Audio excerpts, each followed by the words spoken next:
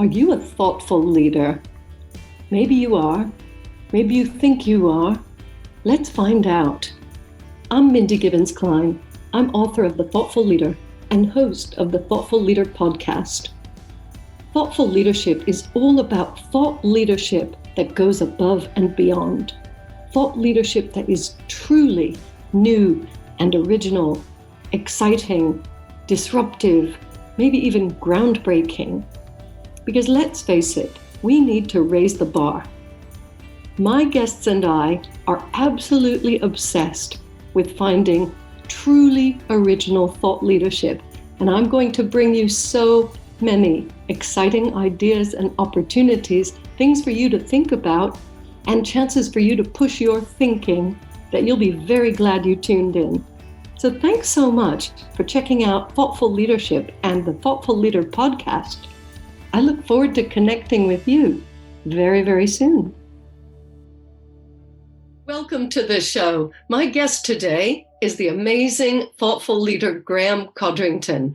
You are in for a treat if you know Graeme, and if you don't. We have such an exciting conversation going up. I can hardly contain myself. Hello, Graeme.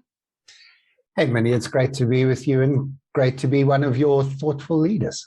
Oh, fabulous. Yeah, it's really funny because I don't usually recommend people call themselves thought leader, because that's a bit naff. But, I think it's okay to say I'm a thoughtful leader, or I aim to be a thoughtful person. And you really are, which is why you've been invited. So I've been following your stuff pretty much ever since you moved back to South Africa. I mean, we met in London. I think it was something like 15 years ago, maybe more. It's about that, yeah. Yeah. So, I know you run a global business, and really the only way we've been able to connect, because on your trips back, if you've had trips back, I've not seen you. So it's all been through social media and Zoom and things like this. But the thing that I'd like to start with is the fact that you do post pretty opinionated stuff on Facebook, and opinionated is one of the acceptable words in thought leadership if it's opinionated yet respectful. So tell us about what goes into your thinking. What do you think about and decide before you post these really big, important posts about really big, important topics? Yeah, thanks, Minnie, and thanks for noticing. I think a lot of people, when they follow other people on social media, I think the generally accepted approach to social media is you just bang off whatever on the top of your head. And if you're having a particularly bad day, you do it all in capitals, and I don't like using social media that way. So maybe before I answer your question, just a quick step back to why I do what I do, and then we can come to how. I am of the belief that organizations and the leaders and individuals in those organizations are not going to be able to remain neutral on moral and ethical issues. I mean, ideally, that's what you'd like to do. If you're a big global brand, you probably just want to sell your products and services and kind of steer clear of controversy. I just don't think that's a possibility. So in recent weeks, we've seen Russia invading Ukraine, and more than 300 global brands deciding they are no longer going to be doing business in Russia. This is the first time that I think we've seen a mass movement of global brands taking a stand. Think about the stand that many companies have not taken about China. And there's significant things going on in China that the rest of the world looks at and says, well, we're not happy with that, but we'll continue to sell our products in your country. And then, of course, just in case anybody thinks I'm a Western middle-class white man, I mean, I am that, but just in case you think I'm stuck in that paradigm, I mean, America does all sorts of nonsense around the world. Nobody says, well, let's stop doing business with America or Britain or France or Germany. And I think we need to. I think that as human beings and as companies and as organizations, I think the future is going to ask us to do more of this. I think the younger staff, call them millennials, Gen Z, whatever label you prefer, I think they are going to ask this of us. I think they are going to look at your track record as a company and see whether you have morals and ethics that are visible. And that will be part of their decision to work for you. And I just think that given the interconnectedness of the world, you're not going to be able to be neutral. And in fact, in some cases, to quote the Archbishop Desmond Tutu from my home country, South Africa, in some cases, when you are silent, you have chosen a side, to paraphrase him. Being silent doesn't mean being neutral in most situations. So a little bit of philosophical introduction as to why I think it's important to have a voice. I then go about it by saying, I don't want to mouth off on everything. I would like to be at least slightly informed of what issues are. I then choose issues that are important to me. I do my homework. I engage with people that I know understand the issue. I often delay my posting, so I'm not posting as if I'm a news source and responding to something in the moment. So my first commentary about Russia and Ukraine came 6 days after Russia invaded Ukraine, not because I didn't have feelings in the moment, but because I didn't want to post my feelings in the moment. That's not the point of what I do. I don't want people to see my emotional response. I would like them to see my considered response, and I like to give people something to think about if they follow me on social media. Long answer. I'll try and keep the rest of my answers short, but there's an introduction, Minnie, to why I do what I do and a little bit of how. Well, that's just great. And of course, you've used one of our favorite words here at The Thoughtful Leader, consider, because to sit with something, which is the root of the word, that is what we really encourage more people to do. Many people don't do that. So they end up posting something and regretting it, or, the number of posts I see on LinkedIn in particular that say edited. I'm not sure if Facebook shows that, but you think, well, maybe if you'd thought more first. Now, I've edited things, so, that's not a foolproof strategy, but thinking about it, doing your research, talking to people, these are all really good qualities. And then comes the taking a stand. That's a big decision. That's something that I'm sure you put thought into, and how it comes across. And because you don't shy away from diverse opinions, I've noticed. And of course, listeners, if you're very interested in this topic and you love what Graeme is saying, and I know you do, take a look at the show notes and his bio. Do follow him. Do check out this Facebook account in particular, where I find the best value, but I'm sure there's other places. So my next question really is, if you're thinking about the fact that, wow, this could light a touch paper, I could start something here, and you're going to have the contrarians or the haters. Do you still post it? What goes into that thinking?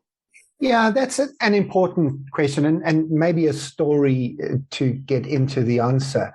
There's only one post ever in the 20 years I've been on social media that I've ever deleted deliberately in an act of self-censorship, and then have regretted ever since.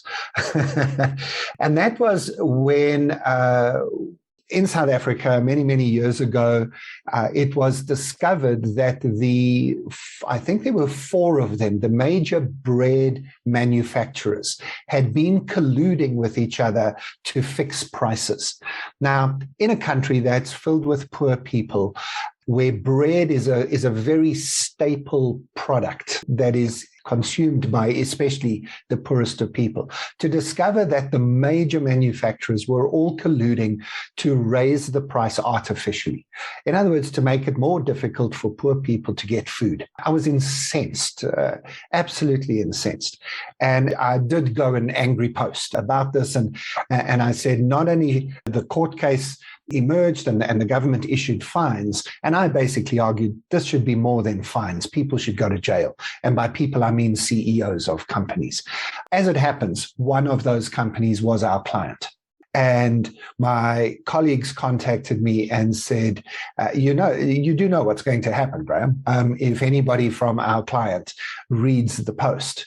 And I said, no, but this is true. Everything I've said is factual. Everything I've said is the truth. We all know they're wrong. The government is being fined. And I stand by my belief. And the rest of the team said, but Graeme, you kind of haven't said it in a nice way. And I was argued with her. There's no nice way to say this.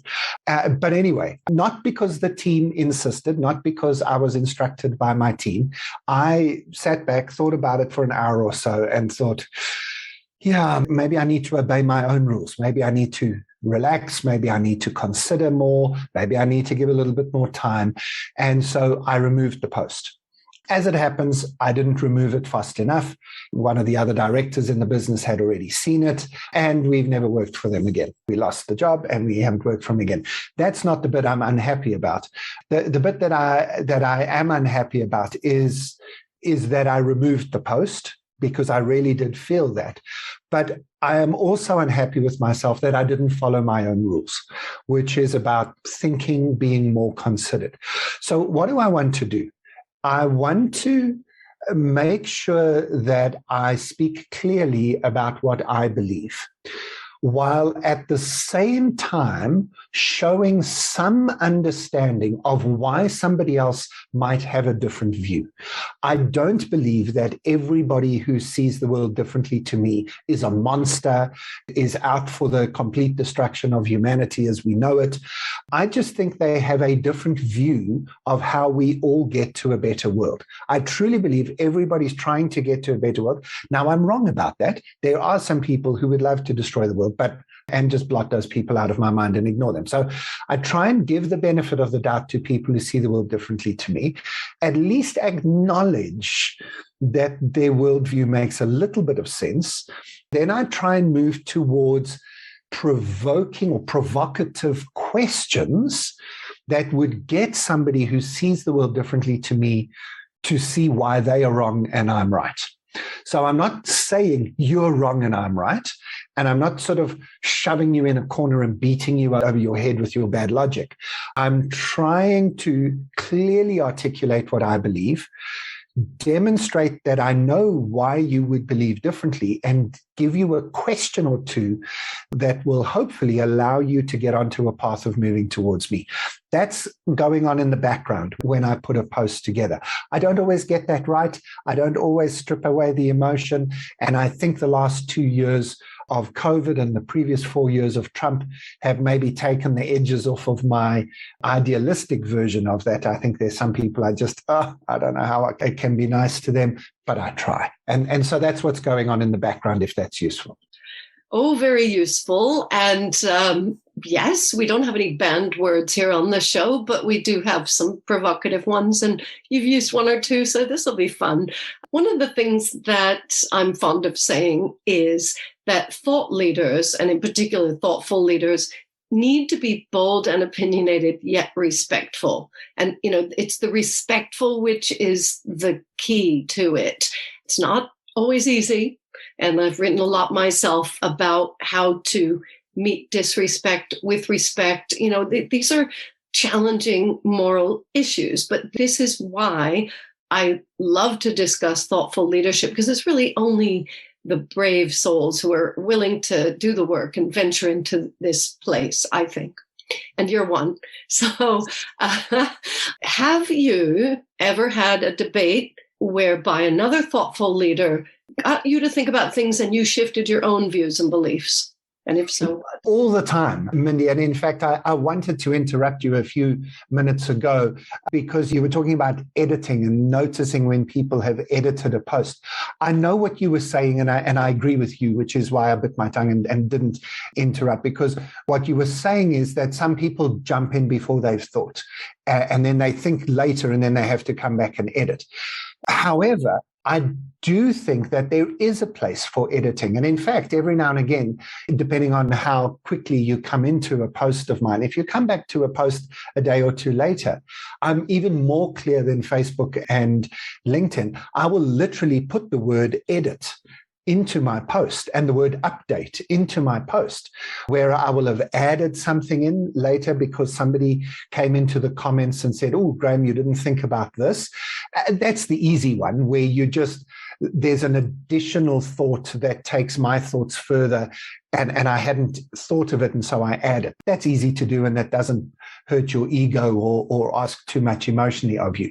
But there are some times when people will come in and say, Graeme, I think you got this one wrong. And I actively encourage that. I love that. There's a book by Catherine Schultz called Being Wrong. There's another book by Adam Grant called Think Again. And these are my two. If somebody says, what book should I read? Those are the two on the top of my recommendation list. Being Wrong and Think Again. The titles speak for themselves in the context of this conversation, right, Mindy? Is that the only time you can learn as a human being is when you are prepared to admit you either know nothing or what you currently know is somehow flawed. No learning takes place if those two preconditions don't exist. And I love learning, which means I can't say I love discovering I'm wrong, because it's hard. It's hard to realize, whoops, okay, got that one wrong. But I love the fact that, as hard as it can be emotionally and from an ego perspective, that every time I realize, ooh, I might be wrong, however long it takes me and however hard the work is, I'm now on a journey to learning something new, which excites me way more than the pain of knowing I was wrong. So, I mean, I could give examples, but honestly, a week doesn't go by without me learning something new or being provoked by something that people say. And I think that's because of how I handle social media. I'm actively putting out, not controversial for the sake of it, but fairly opinionated opinions. But I'm also at the same time actively inviting people to say, how do you see it? Do you see it differently? Where am I wrong? Tell me your view. And when people come back and respond to me, especially if they respond negatively, I almost always respond to them with a question that invites them to explain. And I learn so much out of that. So that's my approach. And I'm not scared to say, I don't know, or I was wrong. Help me learn. Yeah, thank you. It reminded me a few weeks ago, I commented on something and you said, yeah, good point, thank you. I think it was something about, you made some sweeping comment about wealth or, and I rarely comment on posts. It's just one of my things. I encourage others to share their views and I'm busy sharing mine, but I don't tend to have time to get into long discussions, debates, or anything like that. But in this case, if I think, oh, that's important, to do it respectfully, just like I want the post to be respectful. It's nice when comments are respectful. So what happens when somebody is disrespectful, rude, out of order? It's some of our friends who have posts, they delete comments or they don't allow them. And funny enough, my husband and I have discussed you many times, wondering why you allow these long debates to happen on your posts. What's the thinking behind that? And what do you do when somebody really is out of order? Yeah, it's a really good question. And I probably allow too much to go on some of my posts. And it has been something that quite a few people have pushed back at me. And a sadness is when a few of my friends and some people whose opinions I really value have said to me, Graeme, I can't comment on your posts anymore because it just gets too crazy and it upsets me and it hurts me too much. And so that's the one side I'm trying to balance. I want everybody to be able to have a say. I want people to be able to push back. I want free speech to be in evidence. I don't want to be trapped in an echo chamber. I'm using all the words that people sometimes accuse me of. And I get quite upset with people if they say, oh, you just in an echo chamber and all this, because genuinely I'm not. If anybody follows me, they will know for sure that there's a lot that goes on in all the comment sections. But on the flip side of that, there's the danger that becomes, well, it actually becomes what Twitter really is, which is just, I mean, I don't want to use words I'm not supposed to use, really, but it's just like only swear words explain how bad Twitter gets, because it's just a mess, right? It's just a mess of people shouting at each other. Nobody's learning anything. And it just, the loudest, most extreme voices get heard. And I don't want that. So what I'm trying to do is to find a balance. So I'll let anybody say anything. I will then respond, typically with a question that invites them to explain, that invites them to calm down. Now, nobody in the history of the world has ever calmed down when you tell them to calm down. So I don't ever say to somebody, hey, calm down, because, I mean, that's just a way of escalating. But the invitation is to explain yourself. The invitation is, I don't really understand why you're doing this, or I don't understand why the emotion is there. Can you give us more information? If I discover that this person is not really there for interaction, they're to create offense, they are there to just rant, I typically, and people don't know how much work I put into this, but I typically contact them privately and say, I will not let this stand, right? So you can't do that on my feed. Please, will you take the rhetoric down a little bit and engage in the conversation, or we're going to have to do something about it. And I often invite them to delete the thread. So often people accuse me of deleting threads.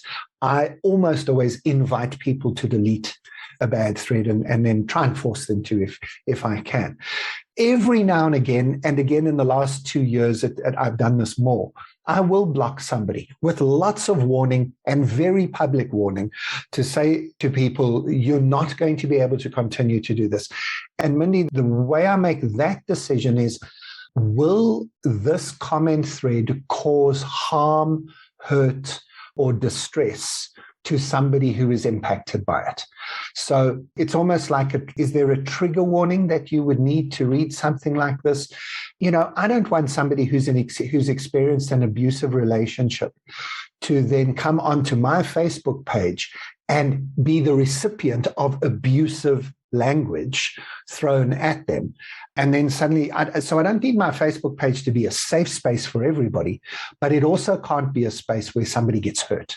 And so that's what I'm trying to juggle, giving people enough space to downgrade the rhetoric and get to a point where they can be heard, even if we disagree with them, and reaching a point where we say to people, you can't do more than that. Now you're harming, hurting people, and so now you get cut off. I don't think I get it right all the time. I hope I get it right more often than I don't. I think you get it right more often than not, because I do follow what you're saying, what you're doing. And, you know, you really are kind of out there on the edge. You know, you're out there at the coalface talking about the things that other people maybe are afraid to talk about or haven't thought through. And I do think, man, this is obviously your work, is about bringing these big issues to people so that they can consider them. And you do invite people in. So yeah, I think you're doing a great job, and I'm sure our listeners do as well. One of the interesting things that comes up all the time here is people talking about thought leadership, because obviously the word thought is part of thoughtful. And as you may know, as our listeners know, thoughtful leadership is thought leadership with more thought put into it. So that's where we're heading. Or at least that's where I'm heading. And I know you're heading, and you're already there. And we're aiming to get more people to look at it that way. So in fact, if you had to choose between thought leadership and thoughtful leadership, I've never asked this question to any guest before. If you had to choose between being a thought leader or being a thoughtful leader, which would you choose, Graeme? I'm going to bypass it but still answer it by saying my goal is to provoke thought. So that's what I do for a living. I'm an expert on the future of work. I want people to think more about the future, but I don't want them to just think of it in an imaginative way. You know, imagine the future. I want them to think that the future is something that we can build together, that we can design and deliberately, consciously create, that we can make a reality. and that we make it a reality, not by sort of stumbling into it and seeing what happens, but by being deliberate about the decisions we make. So how should we be using artificial intelligence and robotic automation in the future? Well, we can either just build all the machines and see what happens, or we could think about it and carefully consider it and weigh up the pros and cons, and then choose to build a world that's better than the world that we've got now, to make decisions that lead us into a future that's better for all of us, not just better for a few. And so all of those are frameworks, sense-making frameworks that force you to think about how systems work. So what I don't want to be is just a thought leader. I don't want to just be somebody who's had great ideas and then people look at me and think, wow, he's clever. And I don't want to just be thoughtful in the sense that people think, oh, Graeme thinks deeply about things, doesn't he? What I want people to think, I think this is an old Churchill quote. You know, he was talking about the fact, well, I think it wasn't a Churchill quote, but somebody talked about Churchill, and a woman had been to dinner and sat between Churchill and I think the one of the other prime ministers of the UK, and her reflection was, the one prime minister, I forget who it was, he made me feel like he was the cleverest person in the room, but Mr. Churchill made me feel like I was the cleverest person in the room. And that's what I want to try and do. I want to provoke people to think, and I want to provoke people to be thoughtful. And I don't know if that's an answer to your question, but that's the best I've got. That is the perfect answer, and that's why we're here today. We don't have many people who think about thinking. That's my view. And those of us who are encouraging others to think more deeply, think differently, just think, create the time to think. That is, it's a special gift, because everybody's busy. But then if you don't sit with stuff, consider, and be thoughtful, then you just carry on in the same rat race, in the same cycle. And the future is coming. The future is here. And, so you kind of can't ignore it. We have time for one more gem, or just a thought, whatever you choose to share with the listeners, because they will contact you after, I'm sure. But if there's just one other thing that you could say to everybody listening today, what would that be? I think it's, don't be scared to think again. So I'll go back to Adam Grant's book title. I think it is the best book I've read in 5 years. So I'll happily give him the credit and then steal the gem from him to give to you. But I think that too many people they've got experience, they've got expertise, they're educated, they're good at what they do. From a business perspective, where most of my clients are good. Their companies are good. They sell great products and services to markets. They get good profits. The shareholders are happy. But are they great? Is being good getting in the way of what they might be able to be? Are they a force for good in the world? Are they changing the world in positive ways? Are they getting innovation as regularly as they want it? Are they a wonderful place to work? Do they make the world a better place? I think these are better questions than, did you have a good profit last year and what's your share price? And I think that people, if they give themselves permission and learn the skills of being able to think again, of being able to look at the world around them and say, is there another way to do this? I think we can build a better world together. And I think that we can build better places to work. And I think that we can be better people.